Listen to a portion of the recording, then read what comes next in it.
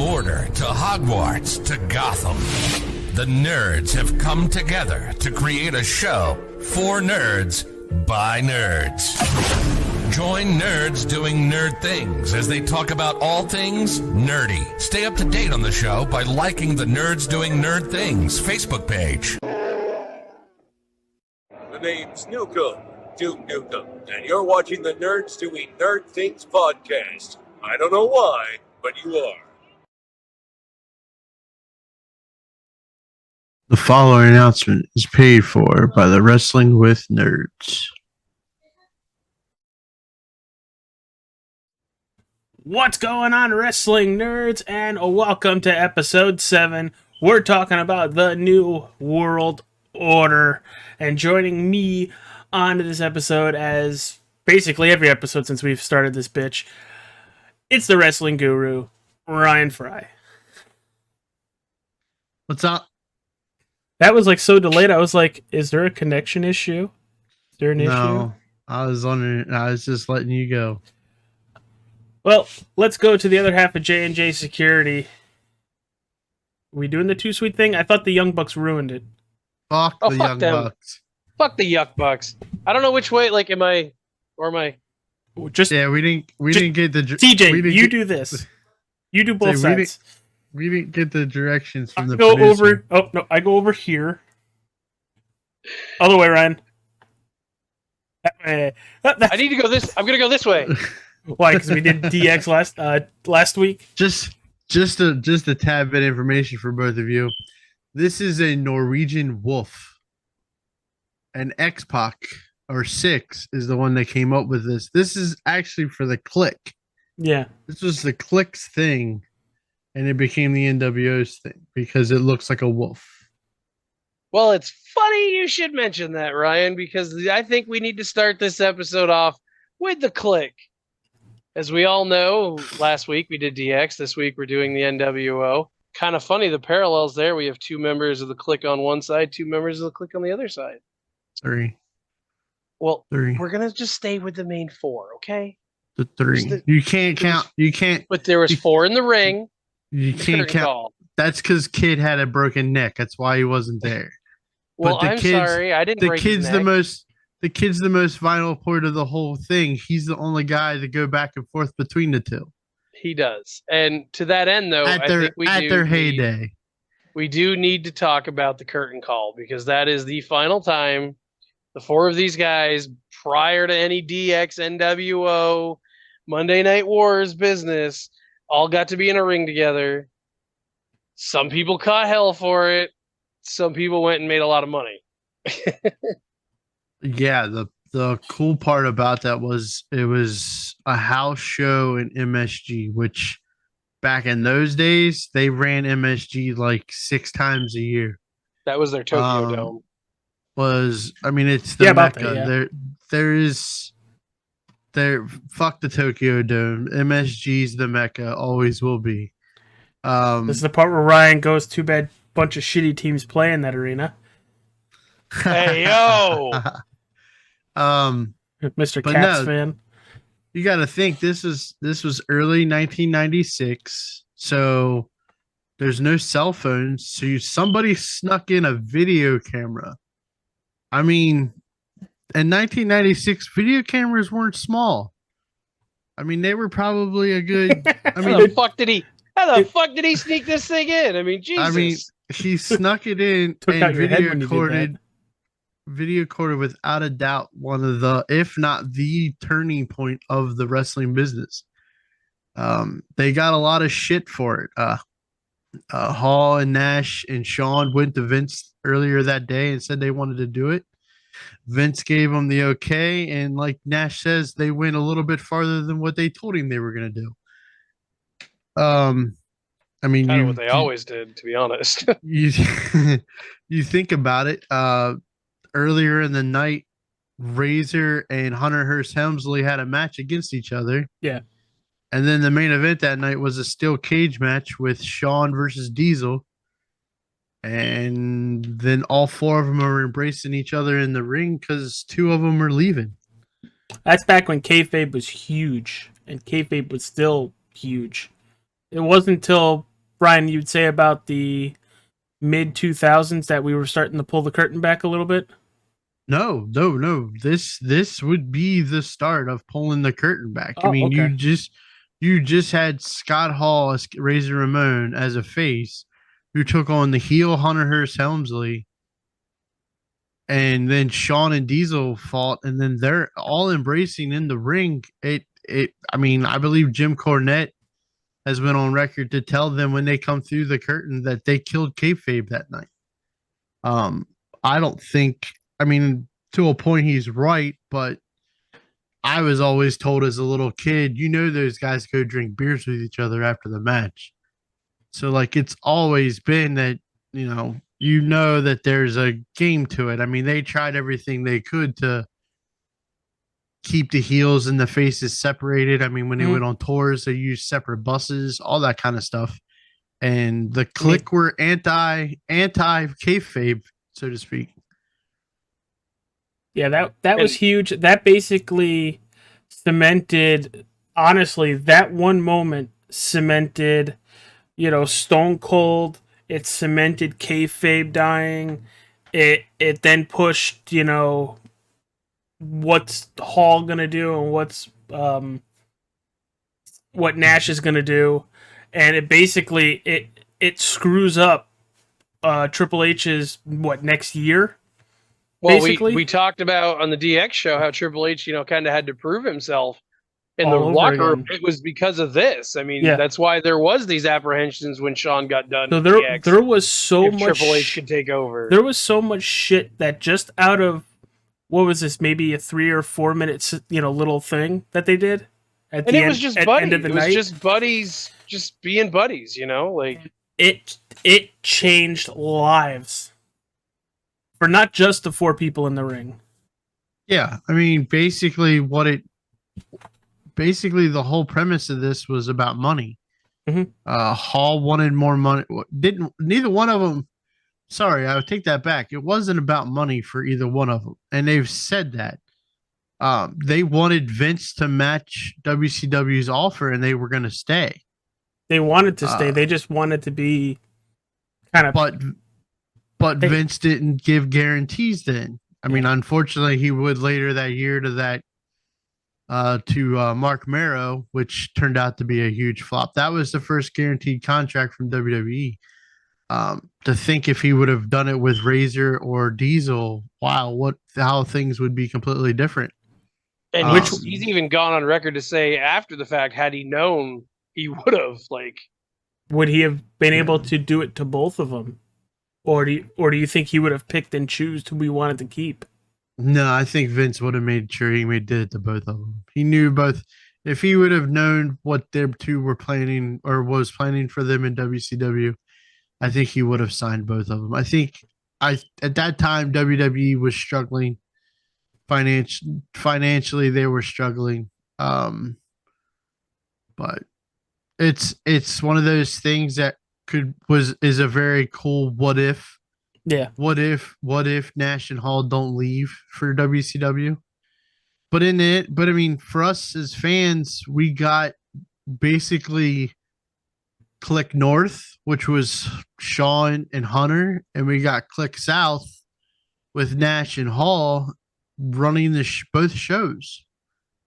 Theoretically, that's what we got for a good little while. And to say that these 4 guys aren't maybe out of these 4 top 5 minds of the wrestling business, I'd be hard pressed to find a better group of 4 people to put together.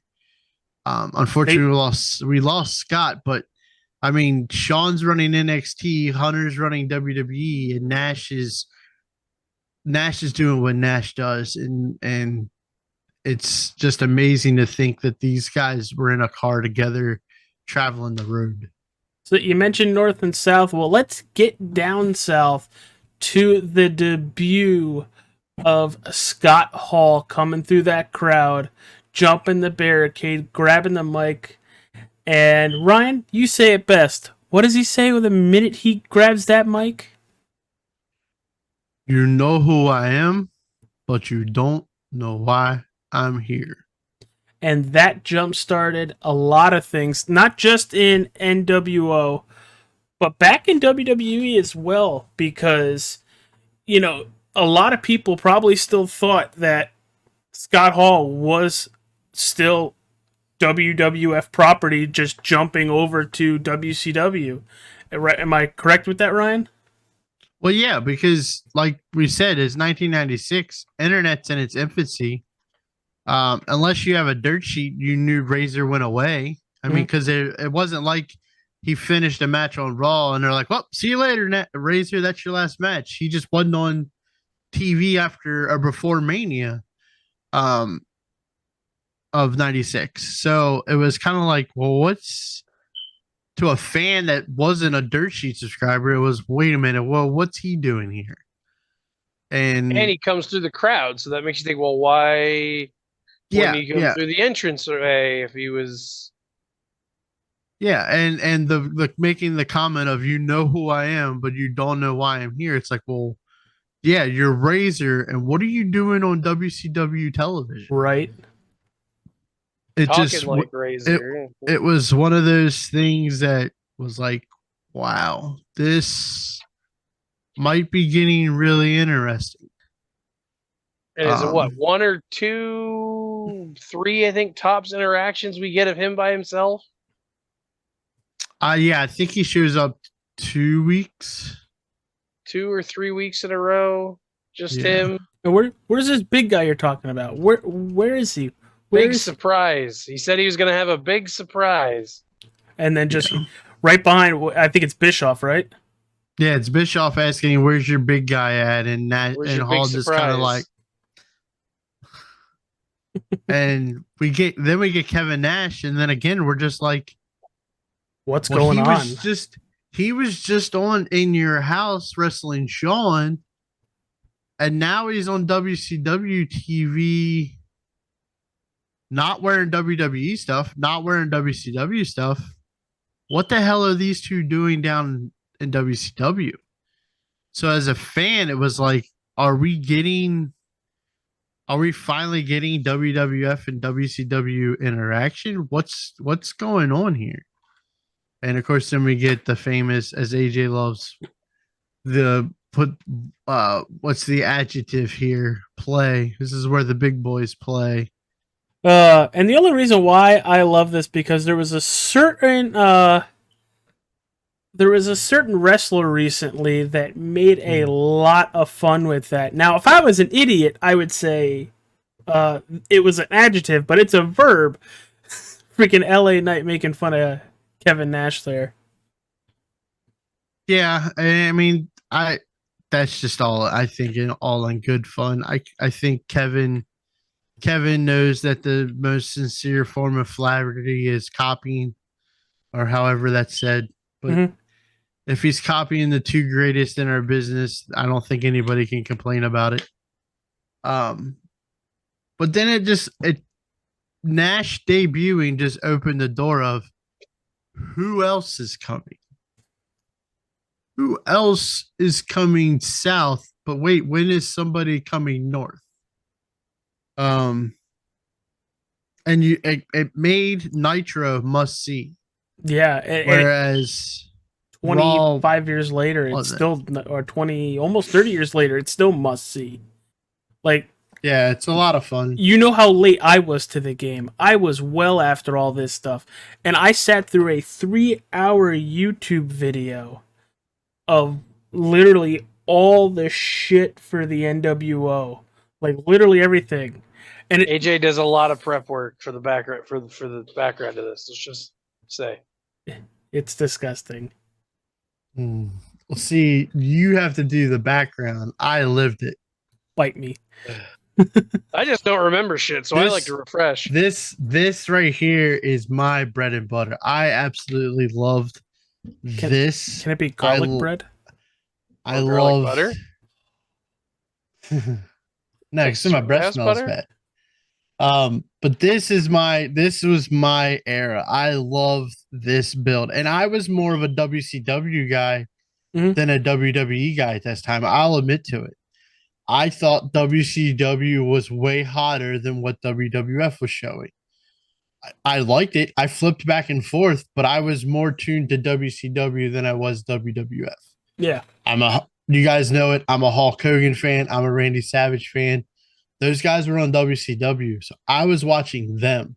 I was starting to like Stone Cold. This is early '96, so it's not a big Stone Cold yet. Yeah. I enjoyed Brett and Sean, but not overly huge. But I loved what WCW was doing, and then when these two show up, it's like, what's going to happen? And then we get to Great American Bash of '96. Bischoff challenges the now called Outsiders, which was marked by Gene Okerlund, wonderful guy, long time close personal dear friend of mine, Mean Gene Okerlund. He said he called them the Outsiders. Nash and Hall showed up on the stage with Bischoff.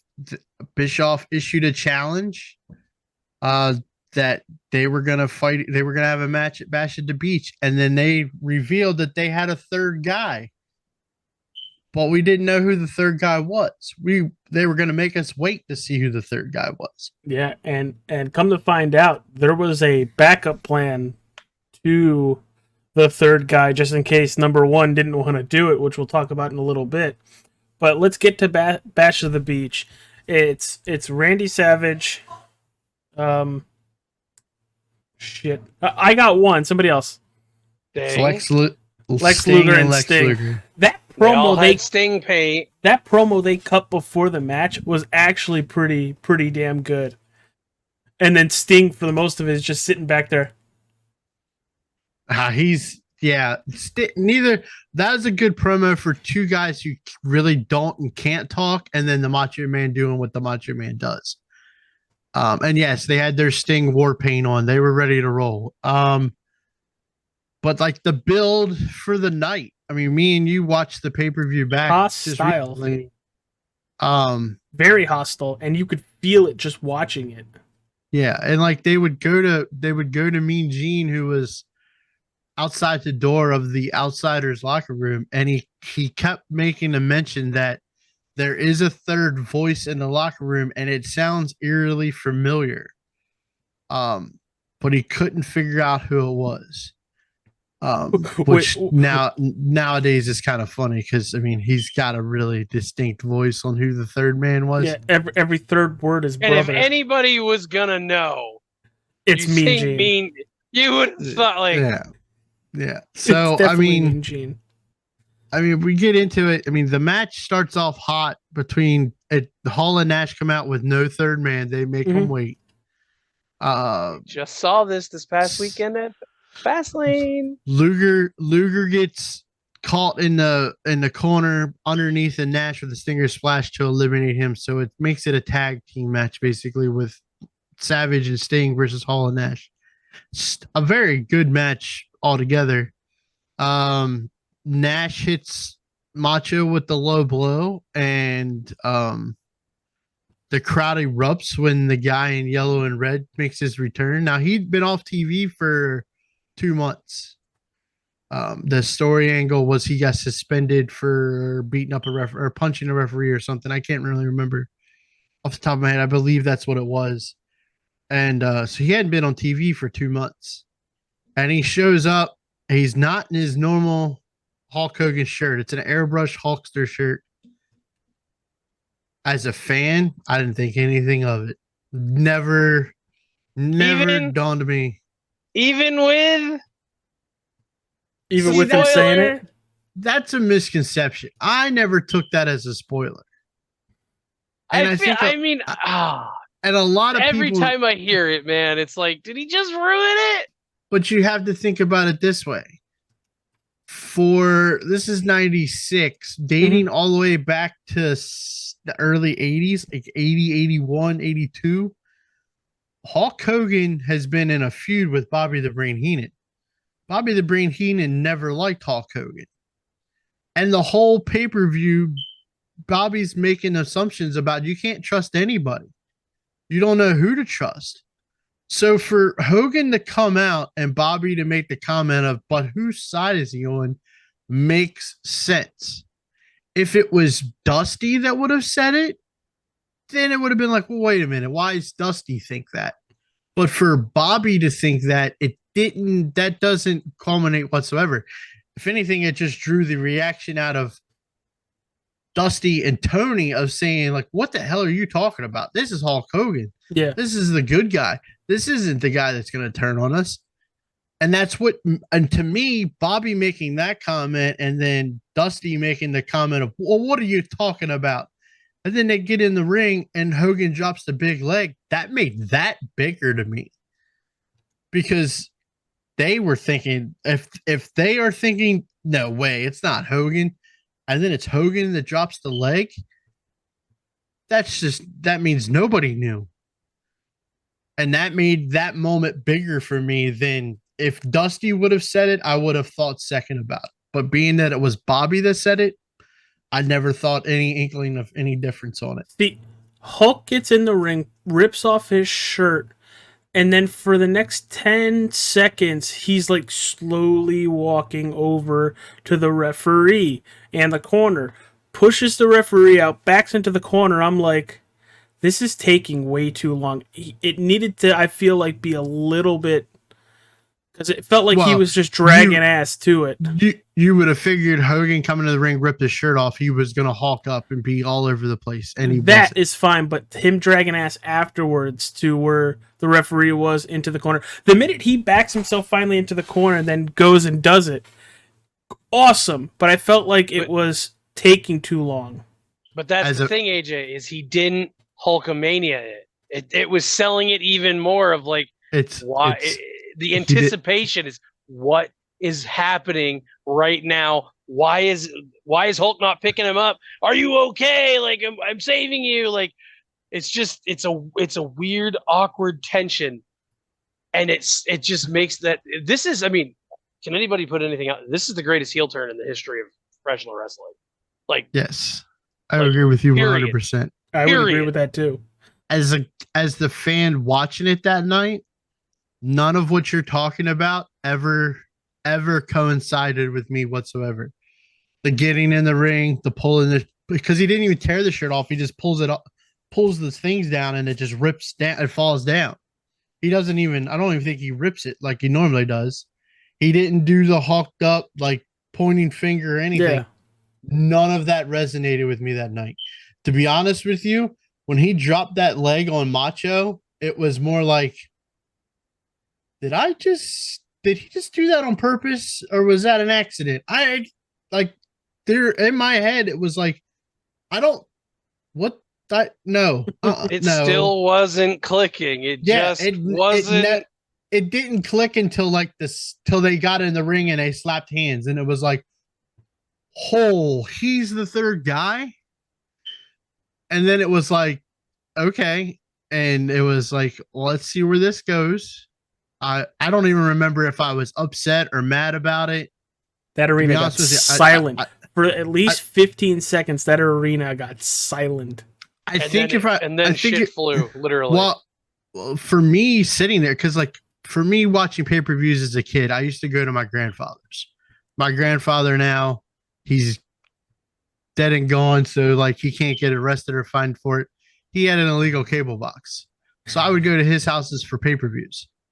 And if I'm not mistaken, I remember him telling my mom that Ryan, because normally I always talk through shows, and he said that was the quietest I was for like 35 minutes after that pay-per-view, because I didn't know what to think. I didn't know whether to hate Hulk Hogan now, or was I still a Hulk Hogan fan? What was this going to mean for WCW? Is this WWF's coming into WCW with Hulk Hogan? I was just waiting for Nitro. I just could not wait for Monday Night Nitro. And we get Nitro, and out comes a black-clad, no more Hulkamania, no more color, Hulk Hogan. Well, and yeah, crowd, I mean, it's finally really sunk in for everybody.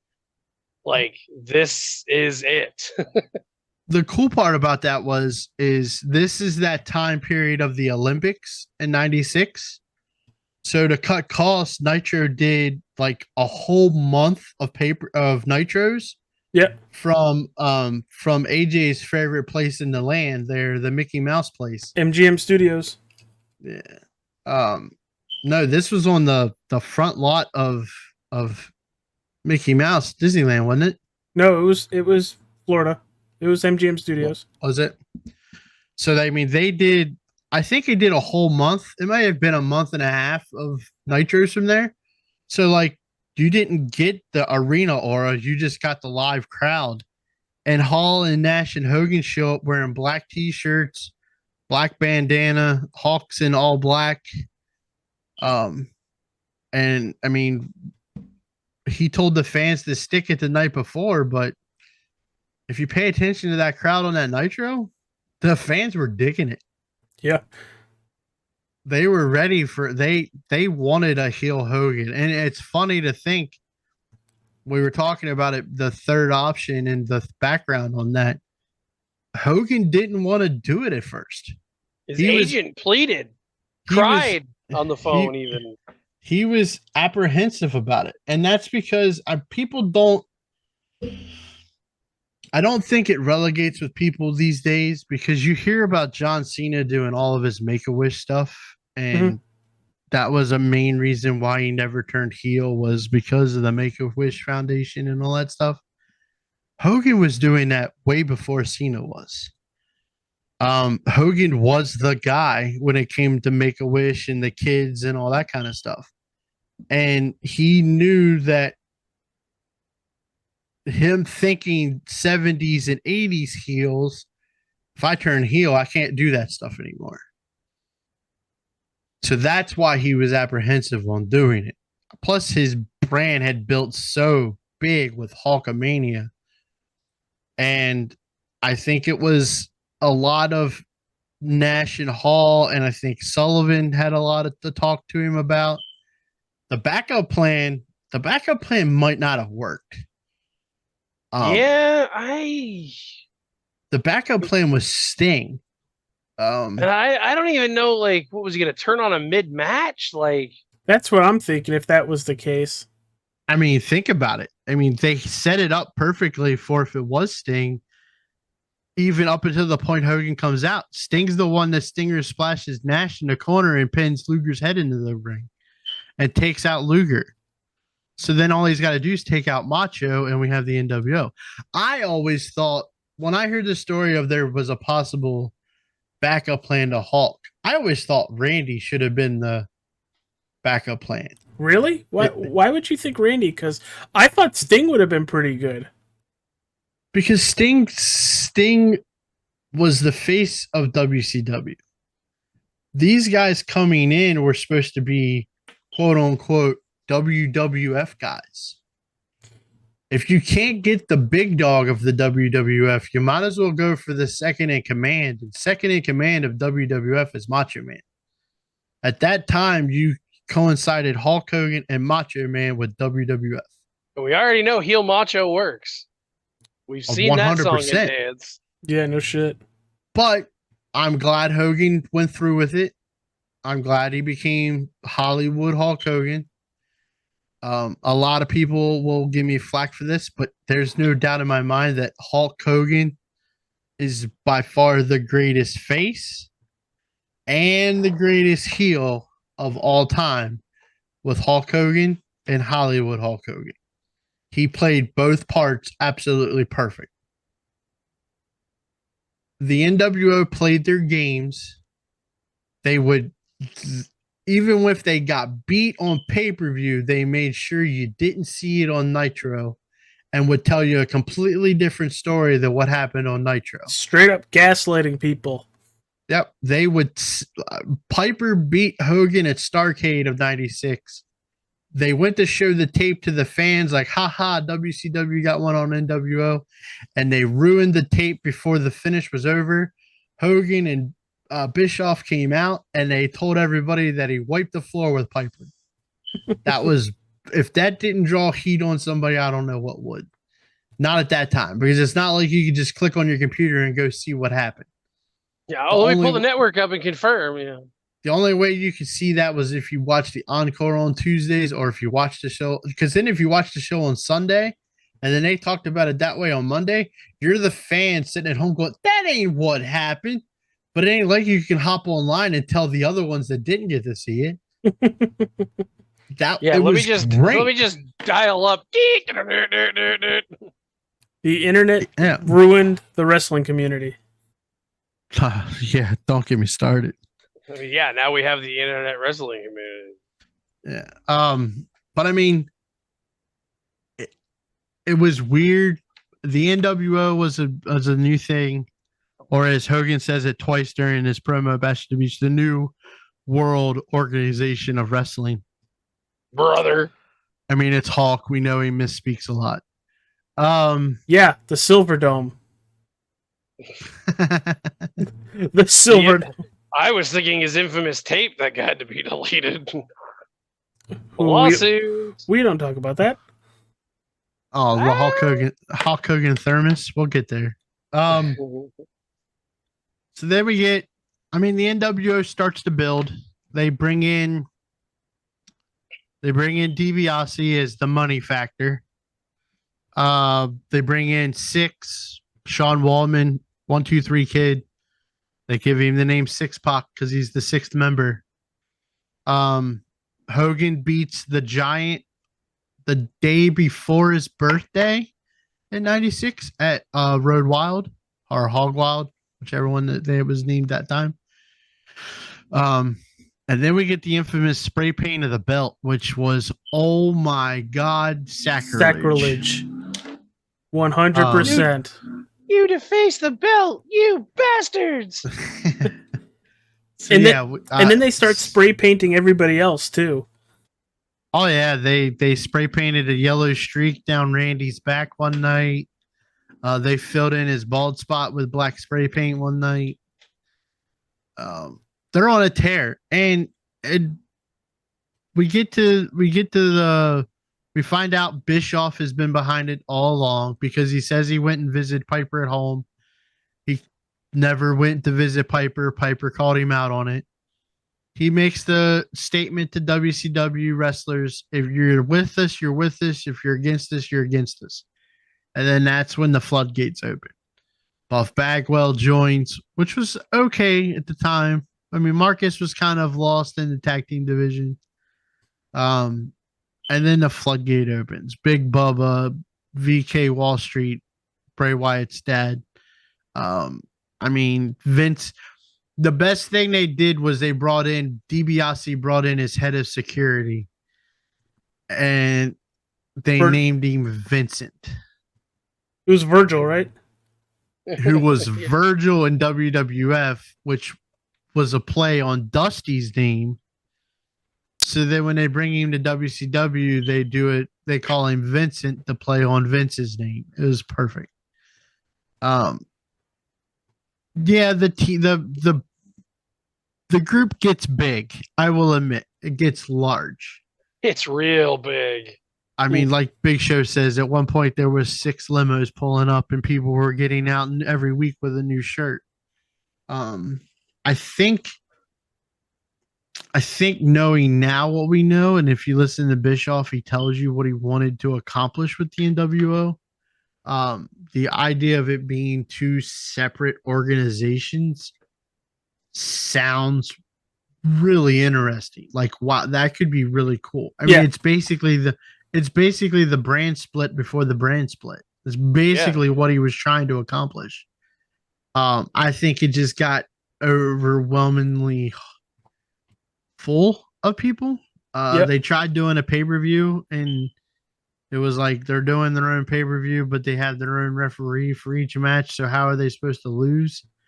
I think they do lose like 2 matches or 3 matches that night, but you would have thought the refs would have cheated to help them win so that they didn't lose. Well, like the one match they lost was a ladder match. The one match they lost was DDP and Scott Norton, where, I mean, nobody kicks out of the Diamond Cutter. And then the other one was the Steiner brothers beat Hall and Nash for the tag belts, but it was like their referee got taken out. And it just so happened that WCW's head official was in the crowd Mhm. and comes to the ring and counts 1, 2, 3. He ends up getting fired the next night on Nitro, or that Monday on Nitro, because WCW used to run pay-per-views on Saturday. But I mean, it was definitely a takeover. There was no sight of any clearance for WCW for a long time, because they had essentially turned their backs on Sting because they thought he joined the nWo right before War Games in '96. So he was kind of on his own. And we start seeing this person in the rafters, and he's just watching and lurking. And then we get Sting, and Sting finally comes back, and he doesn't talk. Nobody knows, as his famous last words were, "The only thing for sure is nothing's for sure." And he gets out of the ring and he goes away. Mhm. And nWo rules and destroys everybody in their path. And then we start seeing Sting again. Sting starts coming to Diamond Dallas Page's rescue, Luger's rescue, all that stuff. And then I think we get like, it's an 18-month build to Starrcade. I think it was around July-ish of '97 that WCW's head person JJ Dillon starts like asking for Sting to come to the ring. And he keeps, it's kind of funny. It's really just cheesy in the way, but he keeps trying to offer Sting matches with people that are in the nWo. And Sting just looks at him and gives him that dumbfounded look like, "You jackass. You hear the fans. You know what I want." And he grabs JJ by the collar and just starts pointing at signs in the arena that says Hogan fears Sting. And he just does that for like 2 months, 3 months. And then finally they get the match right. And we get the culmination of the nWo story with nWo's Hogan, who's been the champ now for almost, except for the 1 week break in August of '97, have been champions since August of '96. We get Hogan versus Sting at Starrcade '97 at the old MCI Center in Washington, D.C. Unfortunately, I didn't get to go to that one, as close as it is. And Sting wins. It's confusing. The match is confusing because the referee's supposed to fast count and he doesn't. Bret Hart, who just left WWE's in WCW now, stops the bell from being rang because it was a fast count when it wasn't a fast count. Restarts the match. Sting puts him in the death lock and wins the world title. And then it's just, it starts to get really, really monotonous with the nWo after that. Yeah, it was good, and while it was good, it was great. And then when it felt like they were trying to do way too much, is when it started to get hard to follow. Because even now, watching all this shit back, you're like, is he a part of them? Is he a part of them? What's he doing?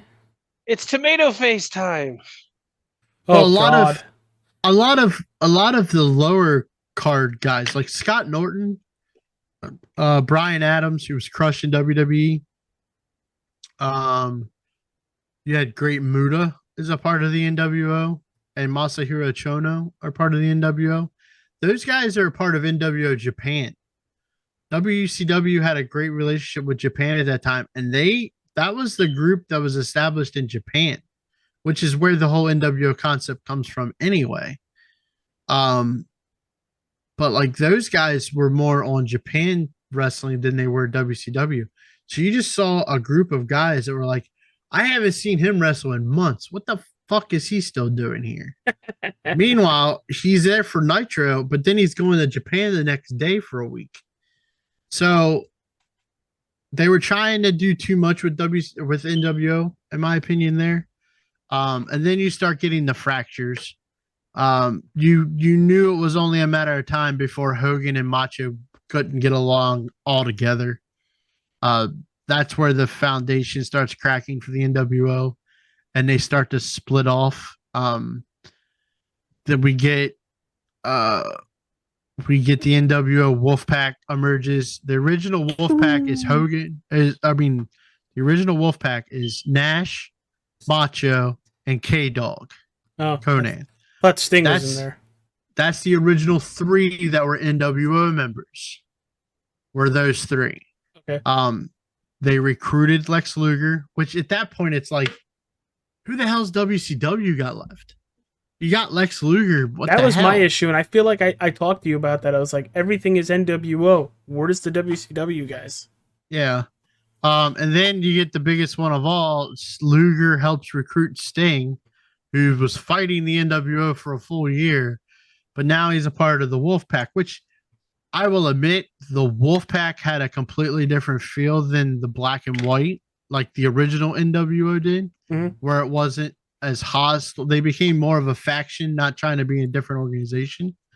So they wasn't as hostile about things. They were more laid back. And then I think we get Tomato Face Sting. You get Tomato Face Sting, yes. I think the downfall for the NWO Wolfpack, as much exciting as they were and how badass their ring music was, is the injury bug hit them at the wrong time. I mean, they barely got off the ground, and Brandy goes away with a knee injury. Wasn't very long after that we get the Halloween Havoc, and Sting goes away with a knee injury. And it was just like they just started losing numbers. And like 1 week this guy would be in a black and white shirt, the next week this guy was in a red and black shirt, and it's like, well, what the hell's going on here? Nash beats Goldberg at Starrcade 98, the infamous cattle prong. That was stupid.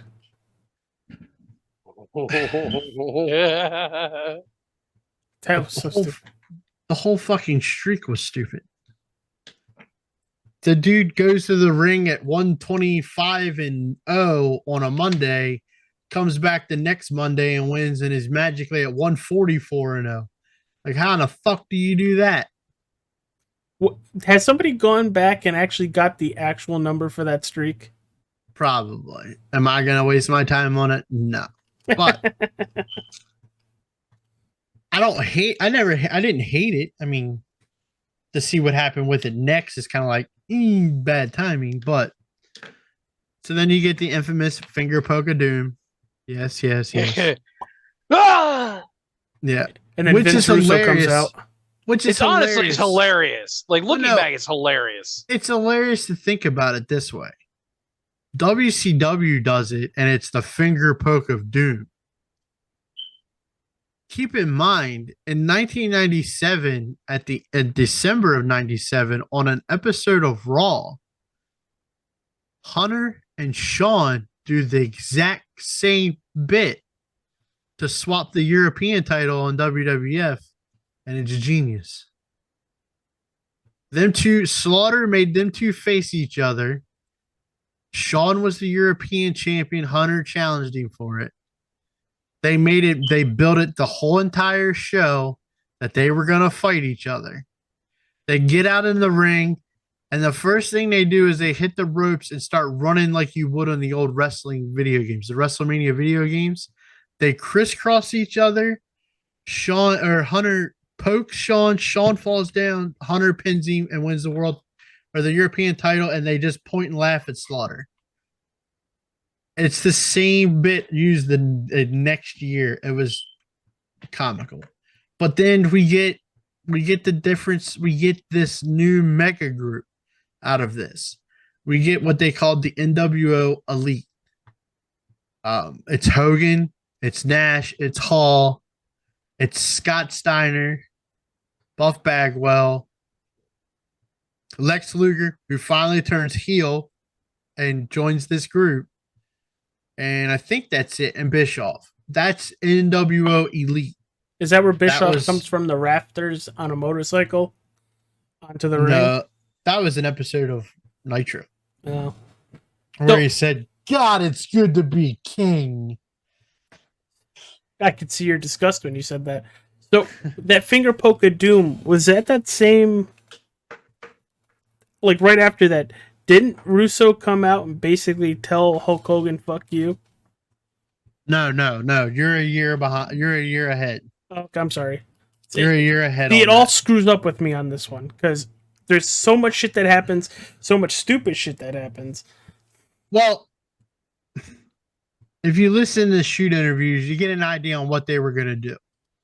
You had just had that huge run with Goldberg and his undefeated streak for Nash to beat him. Yes, you put the belt on Hogan by doing the finger poke of doom, but it's more like it's the NWO. I mean, they did the My Spot gimmick on the Horseman. It got over.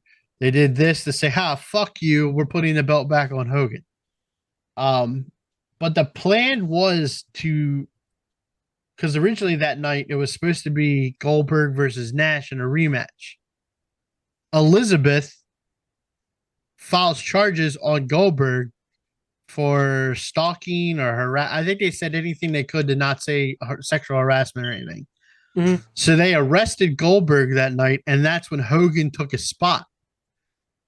And like when Goldberg comes back to the ring in handcuffs after getting released, he thinks Luger is going to be his buddy. When Luger attacks him, and then we're off to the races with NWO Elite. The plan was, and this is from Nash, is they were going to feed everybody in the NWO Elite to Goldberg to set back up for Goldberg and Hogan part 2. Mm-hmm. The only problem with that is before they got there, Goldberg put his hand through the window of a limo and almost killed himself. Oh, that was a lot of blood loss too. He had his hands taped with a rebar on the side of his arm, so when he hit it, it broke. Well, when he hit the first time, it didn't break. So he went and hit it again. Well, he moved his arm when he hit it, and he cut his arm on the inside and almost nicked the artery in his wrist and would have bled out. If you watch the replay of it, he hits the window, and then at one point he hits the hood of the limo, which is a white limo, and blood goes everywhere. And that took Goldberg out for almost a half year, if not almost 3/4 of a year to recover from, because it did nerve damage and everything. So that whole angle got wiped, and they didn't have anything planned. So the NWO just kind of started to die off. Flair beat Hogan for the world title at Uncensored in a barbed wire steel cage match, and the NWO just kind of started to tail off, and people were splitting up, going their own ways. We get to October or November of '99 when Russo shows up.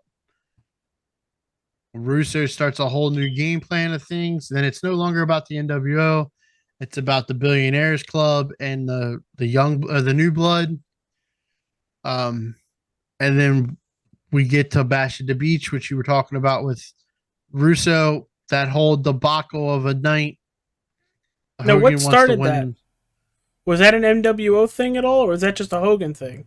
That was just a Hogan thing. Hogan was Hollywood. He was going back and forth between the red and yellow and the black and white. And it was Hogan wanted to win the world title again. I mean, be honest, the world champion going into it was Jeff Jarrett. I mean, and Jeff Jarrett just lays down for him. Jeff Jarrett being the world champ really moved the needle. It did. So Hogan, that doesn't work for me, brother. This, from all of counts, and this is the part that people always misconstrued. Hulk Hogan had creative control in his contract to WCW. Bischoff has stated it. Hogan has stated it. I think even Nash has stated it. This moment right here was the only time that Hulk Hogan used his creative control power to make sure he won the world title. That doesn't mean he didn't say that doesn't work for me, bro, with other storylines, but this was the only time he insinuated that he was winning the world title. So it gets misconstrued a lot because they think, oh, he had creative control. He never dropped the belt to anybody, all that kind of stuff. For the accounts of the ones there, this is the only time he used it. And then Russo does. Was it really the worst thing? Yeah, I was gonna say, was that just to get the belt off of Jeff Jarrett? And Jeff Jarrett just fucking lays down for him. Well, Russo tells Jarrett to lay down, and in the back of, and it made no sense. Russo's story of that makes no sense, and we'll get into the Bash at the Beach at a bit different time. Any of Russo's stories ever make sense? He goes into writing the show. He goes into writing the show, and the consensus to the writing room he's in is that Booker T should be the world champ. And the main event is Hogan and Jarrett. And he's going to, one way or another, Booker's walking out with the belt that night.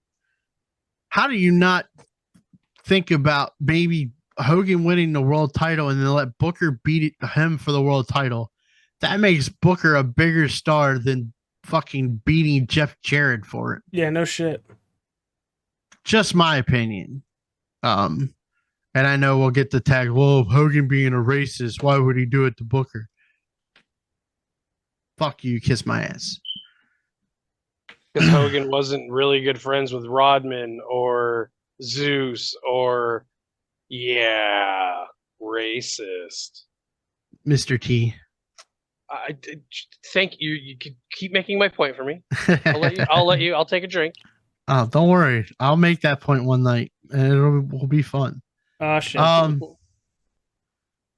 And that was, that's the part. The NWO. They tried it. They tried to reboot it. Russo was desperate and launched the nWo 2000 group, which was just Brett, Jeff Jarrett, Hall, Nash, and Steiner. Brett, again, bad timing. Brett gets kicked in the face, gets his head sent in the 15th row. And he gets concussed and he's done. What? I'm sorry. Was that group supposed to be impressive? I'm sorry. I just got crickets. Yeah. It's basically what happened. Brett gets his head sent into the 15th row by Goldberg. That's the end of Brett's career. By then, WCW itself is dying or is dead. The NWO is dead. It's all over with. It's all done. This is where we need the taps, AJ.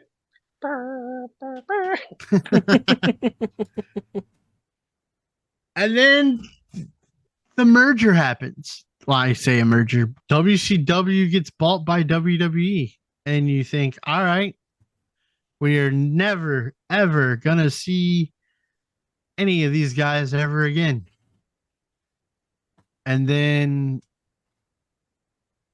Ric Flair threatens to take all of Vince McMahon's property that he owns, and if he's gonna kill it, he's gonna kill it with the biggest virus he knows, the man, and spins his chair around and it says NWO on it.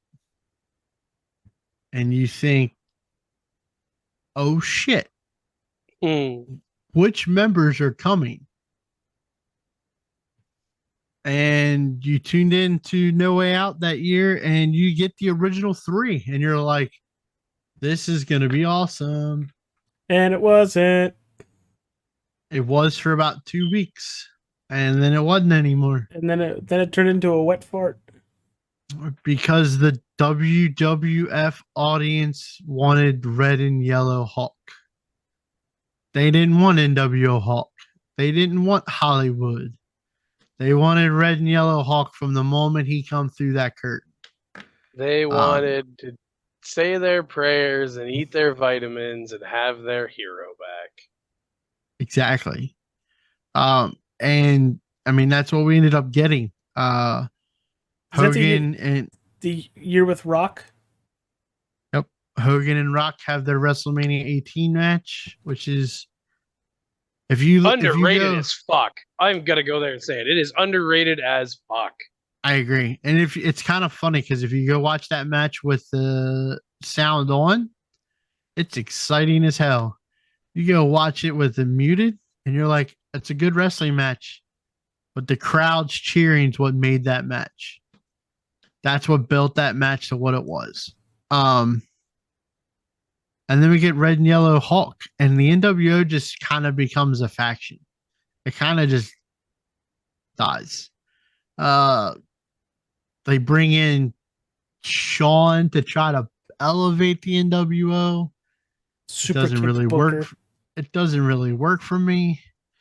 They make Booker T want to be a member of the NWO, and it's like Big Show's back, and it's just it all falls apart. Nash blows his quad out and goes away again, and it was just kind of like this needs to die. It's not the same NWO. It just needs to die, and it's died, and we've never brought it back, and I don't think it ever should come back. Wait a WrestleMania minute. 31. Wait a minute. Sting versus Hunter. Again, you bring something back when it doesn't make sense. But I mean, I won't lie. That's one of my favorite moments, just because of like it had been gone for so long, and you get in the ring, like it's both factions again. Because I mean, you've got Hunter and Sting, and you've got the rest of the clique and Hogan, and it's like, do they hate each other? Do they love each other? Like, what is this? They were loving every second of that. That's the part that makes no sense. It's the black and white vigilante Sting and the NWO's coming to help him. Yeah, It's not And, like like- it's tomato face Sting. no, but it's just I thought it was And because then it we was have- literally They've NWO they've versus had- WWE. And then you have was X-Pac a part of that too? I want He to. was a part of DX. I think DX was out there for Hunter. Yep. Yeah.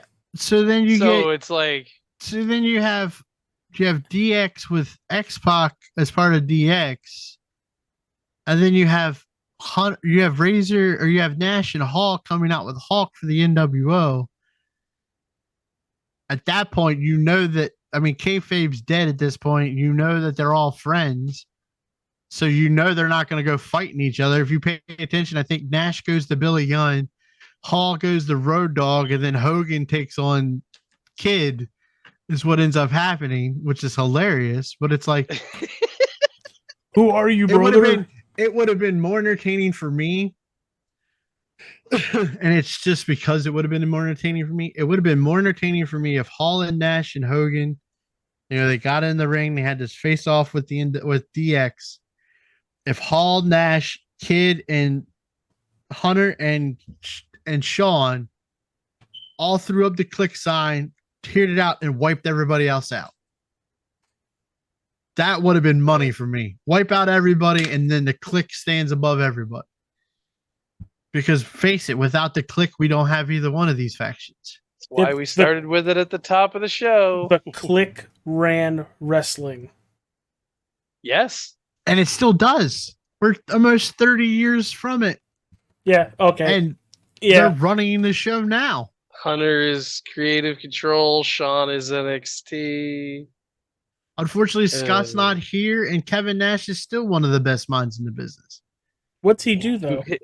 He's He just has gone his- through a lot of shit with Scott, he has- his son, and He has his own podcast called Click This. Shout out to Kevin and Sean Oliver on that one. It's one of my favorite podcasts. But I mean, I can listen to Kevin Nash talk about wrestling all day long. When he does the shoot interviews, Kevin Nash's shoot interviews are by far some of the best ones because he's brutally honest with people. And that's the truth. I mean, Nash is the one that says everybody's like, you either get in this business to make friends or money. I got lucky and made both. Yeah. No shit. But I mean, we've done both. We've done DX. We've done NWO. I'm gonna throw it to AJ. Mhm.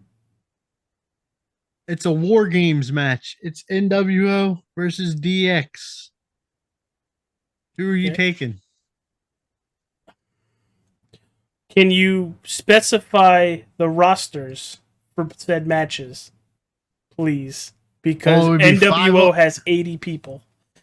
It would be 5-on-5. So let's go with Sean, Hunter, Outlaws, and X-Pac for DX Yep, there's that.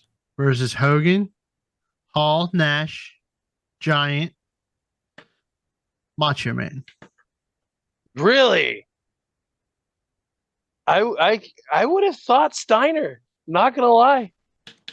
I would have replaced the Giant with Steiner. But honestly, fuck. Fucking hell.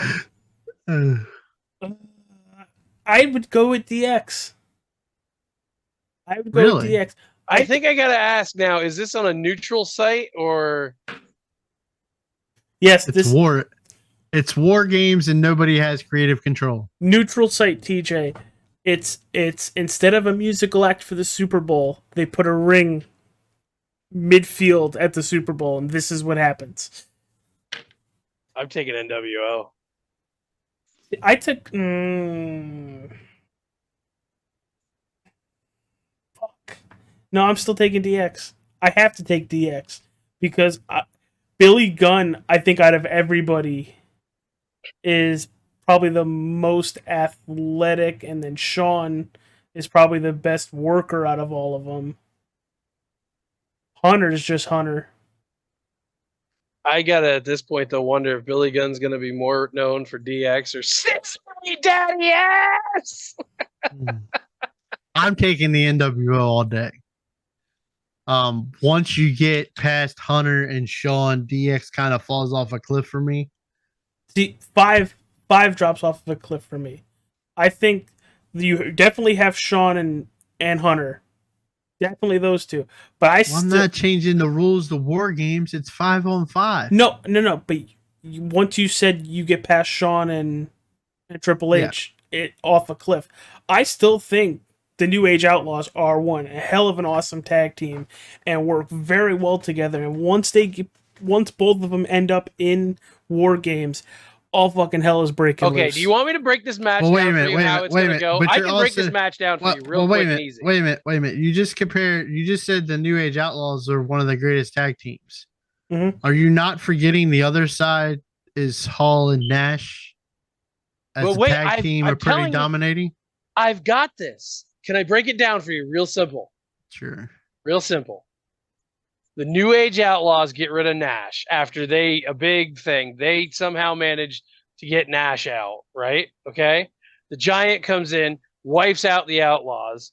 Then he gets taken out by Hunter and Sean. Back in comes X-Pac, who somehow pulls off another miracle again and takes out Hall. And now we're down to X-Pac, Sean and Hunter. This is an elimination. I'm saying just we're people are dying, AJ. They're dying. I mean, you know how war games ends up. People end up dead. They're bleh, on the side of the fucking cage. Mm-hmm. So now you've got your Giant left, your Hollywood Hulk Hogan, and oh my god, who am I forgetting? You already said Macho. You really are going to take the Giant, Macho, and Hogan and think they're going to lose to X-Pac, Sean, and Hunter? I would still take DX. See, I'm thinking, I like the way you're thinking, but I would flip Hall or Nash and Giant. Oh, either way, X-Pac gets the surprise win again over Razor because that was the greatest, one of the funniest fucking things I've ever seen. 1, 2, 3 kid. Yeah, but DX falls off a cliff for me after Hunter and Sean. NWO stays. Don't put X-Pac in there. I'll take China. Oh my god! All right, they win. No. Wait a minute. China, 9 wrestlers. I think I've seen that video before. AJ. Was Scott Steiner in that? Never mind. Oh.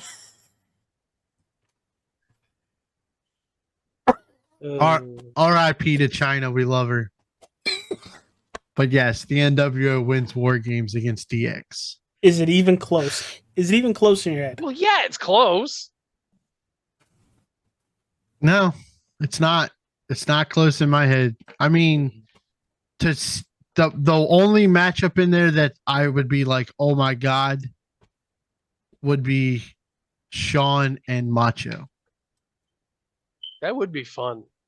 That would be fun. I mean, I saw it early on in Sean's career once, and there's rumors that Macho wanted to do a whole angle with Sean early in WWF run, but you just talked about Sean being one of the best workers. You can't talk about workers and not put Macho in that category either, and that would have been all I needed to see on that pay-per-view. I could just see that whole angle now. You know, Sean, what were you doing with Miss Elizabeth? Did you sleep with her? No, I didn't sleep with her. I was up all night. And then Macho gets pissed and kills him. But anyhow, that will wrap up the nWo show. This has been fun. Talking about my era wrestling. These guys. These guys. I'm gonna put you two on the spot right here, right now. Shit. I hate when you do this. Why do you do this? What are we talking about next week? You pick it. So, we've done factions. We've done 2 wrestlers now. We've done a pay-per-view. I think it's time for us to do another pay-per-view. You pick it. Any of you? I'll give you this one. Anything after 2010. Anything after 2010. Yeah, that way it's more in your wheelhouse. Google. No, you're not even going to do it. You're not even going to get a chance to pick. Why? Because I'm not better. I'm not giving it to you. Why? We're both going to give Ryan an option, and Ryan's going to pick the best option. Of course he's going to pick your fucking option. He's just going to not pick mine to fuck with me. Depends on what your option is, my friend. Let's do pay-per-view. Well, technically mine predates 2010. By how much? 8 years. 8 years? Jesus Christ. What? It's one of my favorites. Is it a WrestleMania? No. I was thinking just Elimination Chamber as a whole. No. I don't like doing the overarching whole. I like to break down pay-per-view. Oh, well, how about this? How about this? Let's just go with this. Let's go with the debut of the Elimination Chamber. Is that 2002? 2002. It's 2002 Survivor Series. I'm game with live. This would be our second one from Madison Square Garden. There we go. And we'll talk about the Elimination Chamber, how hard that surface was, the injuries those guys took, Shawn Michaels, calf shit brown ring tights. So it was Shawn Michaels, Triple H, RVD, Booker T, Chris Jericho, and King. Chris Jericho. Okay. Wow, I was doing pretty good with that. Yep. And we'll talk about the whole pay-per-view. We get the return of the Dudley Boys at Survivor Series 2002 after the Reverend Devon angle blows up. Yeah, we get that's where we get Batista. I forgot. Yeah, he's Deacon Batista. You're right. I forgot about that. Duncan. All right. Are we playing a game tonight, gentlemen? Or are we going to save it for an Elimination Chamber? Well, we haven't done one in like a couple of weeks. So what game are we playing, AJ? So there's been this faction idea that I've been choosing where we're all 3 of us are going to create a 3-person faction. From like all time? No. Oh. You're going to take one from WWE all time, one from WCW all time, and your second one, or your third one, can be either from ECW, New Japan, or anywhere on the independents. And NXT is not considered an independent. Nope. NXT is considered with WWE. You get 1, 1, and 1. That's it. In draft style? Draft style, we're snaking it. I already did it. TJ, you are going first, followed by Ryan, and then myself, because my dumb ass only, Good, I'm going to need a minute to Google, but I know who I'm starting with, the Shield. No. You said I go first! You don't pick a faction. You're making a faction. You're building a faction. Ah, fine. Just fucking acknowledge him and throw your one finger in the air, you big doofus. I acknowledge my tribal chief. But is that who you're picking? Oh, and by the way, you don't have to start in that order. You can start wherever the fuck you want. Oh, it's a faction built up of one from each show? Yeah. Then still, I take my tribal chief. Fuck off. All right. Ryan? So we're taking one from WWF, WCW, and then NWA, TNA, all that stuff. Yep, and it cannot be the same person. So you can't do Hulk Hogan WWF, Hulk Hogan WCW, and then Hulk Hogan WWE. TNA. I'll do it in order. I'll pick my leader first. TNA Kurt Angle. Ooh. Wasn't that TNA Kurt Angle when he was having all those drug issues?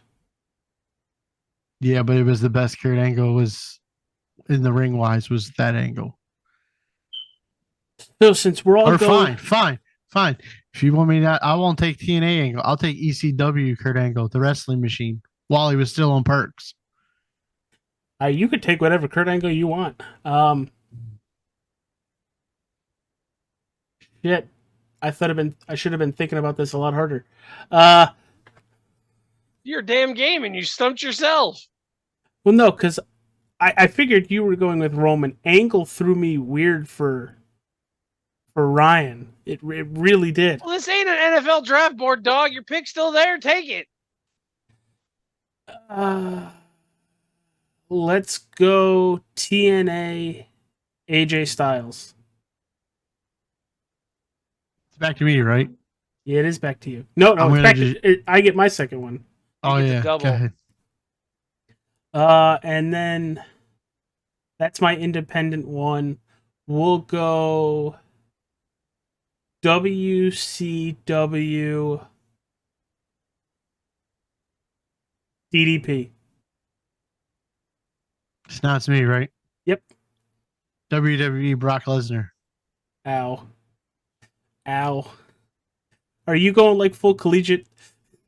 Now, I'm going to fucking blow your mind right now because I'm going to tell you Roman is not the leader of this group.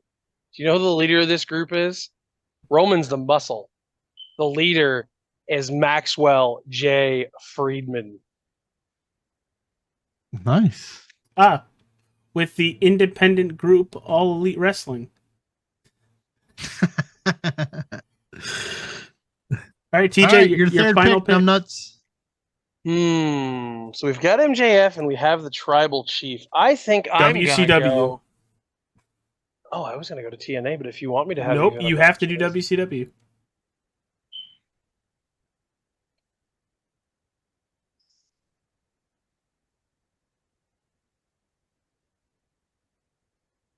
TJ, Chris Jericho, man of 1,000 moves. That's a good one. That's a really good one. Ryan, for your final pick.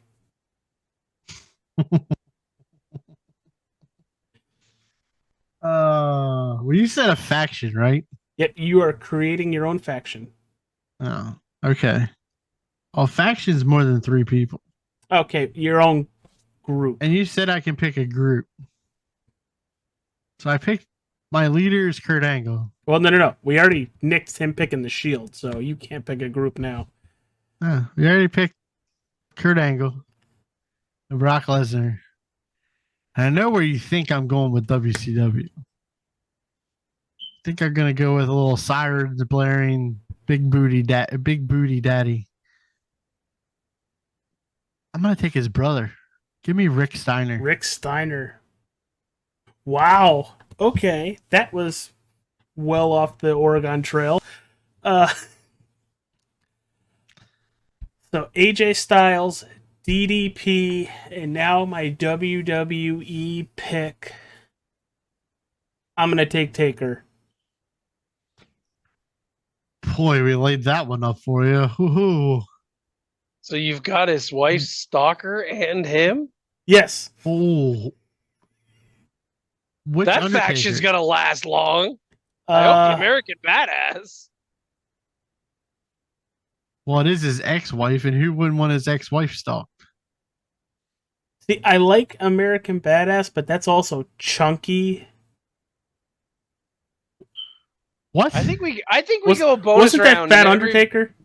No, American Badass is in he's almost the best shape of his entire career. Oh. I think we need to add a bonus round and give you two an AEW pick and me a straight up independent pick. You're the ones that decided to fuck up the rules. Well, you never mentioned AEW. I wouldn't exactly call them an independent. Independents don't finish storylines. I'll take my 3 against your 6. And I'd pick American Badass. I'd still take my 3 versus your 6 because the Undertaker's only For beat the record, Brock Lesnar once. If you give me the bonus pick, I'm taking Samoa Joe. I'm just saying. Roman and Samoa Joe, the muscle. Jericho, the architect mind, and MJF, the mouthpiece. I love my faction. I'm good with it. Once again, I think Ryan beats us all, but I do like my. What would you name yours, Ryan? Let's just go with Team Angle. I think if I pick my 4th, it would throw you both off. Where would it come from? AEW. Like he wanted me to pick an AEW guy. Okay. Hook. Isn't that Taz's son? Yeah. But he's like literally the size of one of Brock Lesnar's legs. Speedy guy. I like it. Speedy guy. I don't know. I would just take, if we were doing an AEW pick, I'd probably just take Orange Cassidy. I was honestly thinking you'd say that with who you've picked. You know what? He honestly kind of fits. That would work perfectly because Brock Lesnar would smear that piece of shit across the mat so fucking bad. Rick Steiner would hit him with a Steiner line and put his head in like the 38th row. That would work out just perfectly for you. I like that faction. Let's see him partially put his thumb up. I can't fucking stand that guy. TJ, what would you name yours? The Burberry Group. No. God mode. Jesus Christ.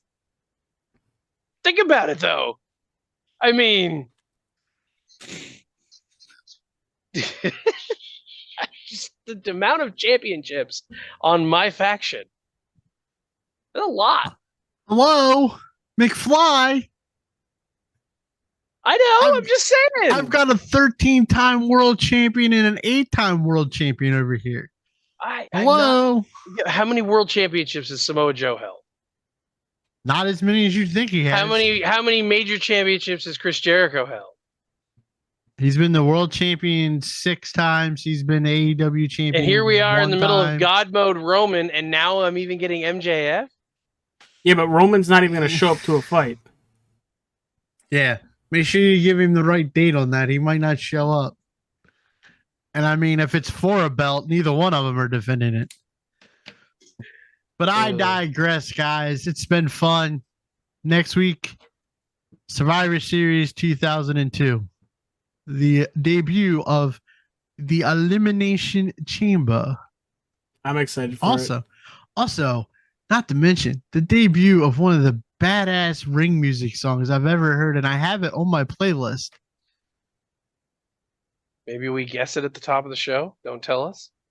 Oh, you watch the show, you'll figure it out. Yeah, no shit. Chris Jericho gets played to the ring by Saliva, King of My World. It's one of the best songs I've ever heard of the ring music. I don't know why I thought it was. Hey, that guy's on my faction. Fuck you.